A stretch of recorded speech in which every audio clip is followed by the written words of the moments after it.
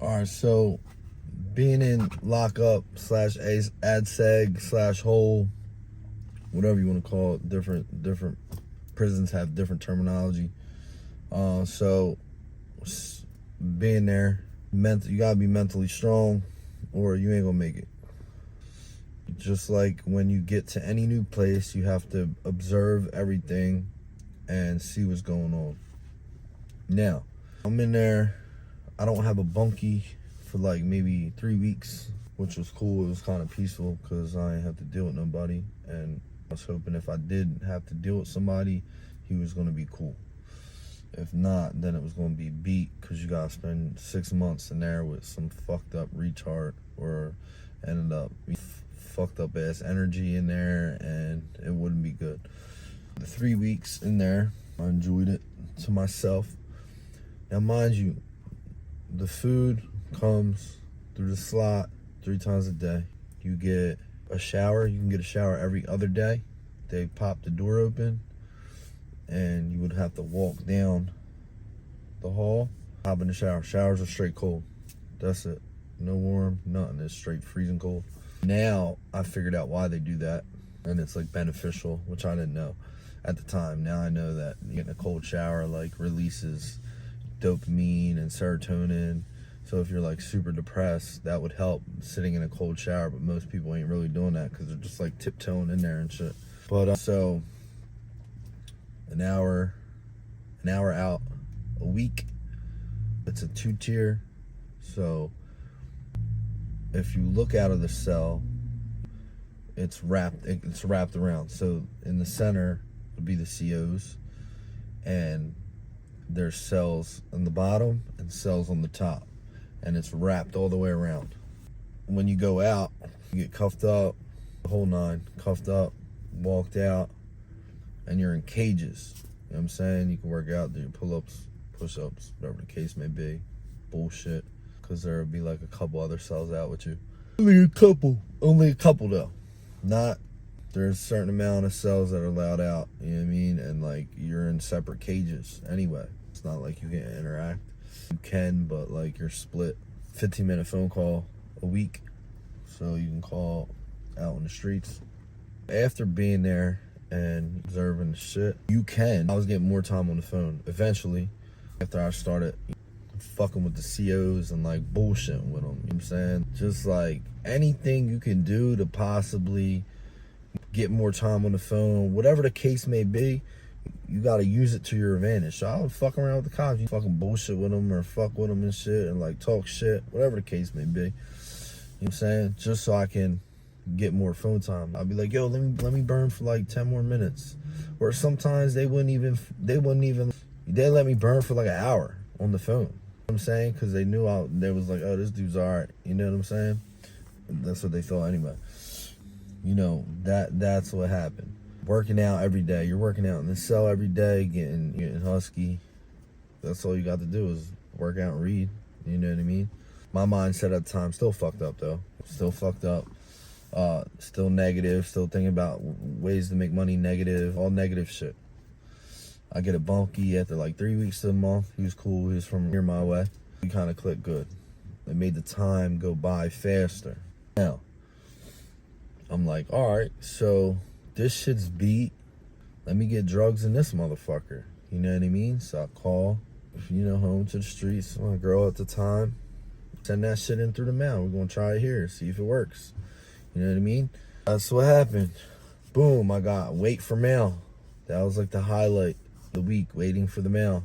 Like, oh shit, mail. Did it come through? Boom, mail comes through. I got the shit on deck now. Now I can sell this shit and get high, and I'm in fucking lockup. Come on, man. There's ways to maneuver this way to make money or to get food, whatever the case may be. But you can do that. Mind you, cells downstairs. And you can literally fish a line through the vent down. You know what I mean? Say if somebody wants something, right?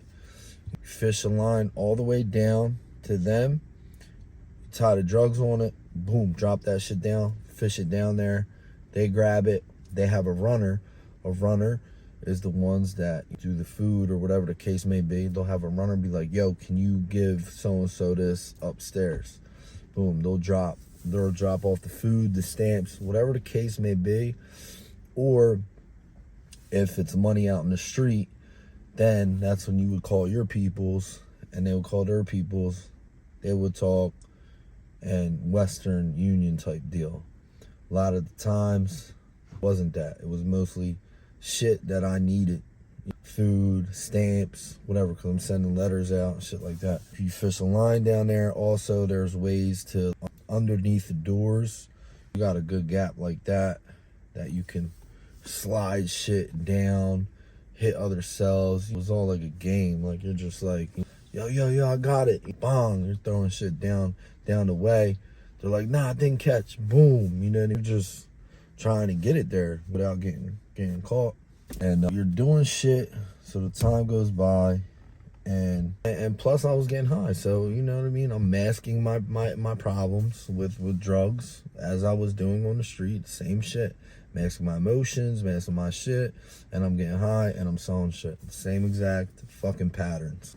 This goes on for a little while, and then I don't know if someone tells again, obviously, because not only, so I guess from doing it for a good period of time, a lot of people start to figure it out, what's going on, or people talk, whatever the case may be.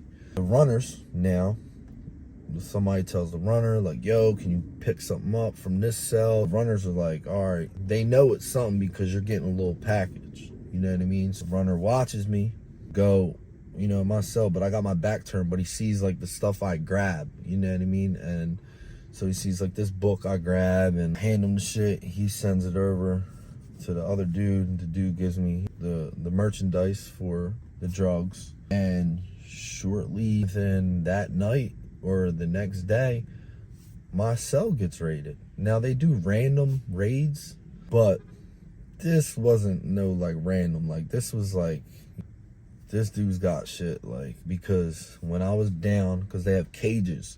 So when they raid your shit, they put you in a cage down there, right? I'm there in my bunkie. They're raiding my shit. And mind you, it was the two COs that I fuck with. You know what I'm saying? They come down. They're like, yo, bro, listen. We found, bro, this is what the fuck you're in here, bro, for. This is what you're in here. What the fuck are you doing, dog? Like, because now, mind you, if that would have went through and I would have been hit, I would have had to go to court line again. You know what I mean? They could have gave me a street charge. They could have did whatever the fuck they wanted. Give me more time, anything. He was like, yo, we flushed that shit. Like, stop. What the fuck are you doing type shit? Stop doing that shit.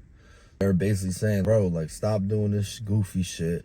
You could get more time type deal. They did me a favor and just flushed it down the toilet. And fucking, that was that.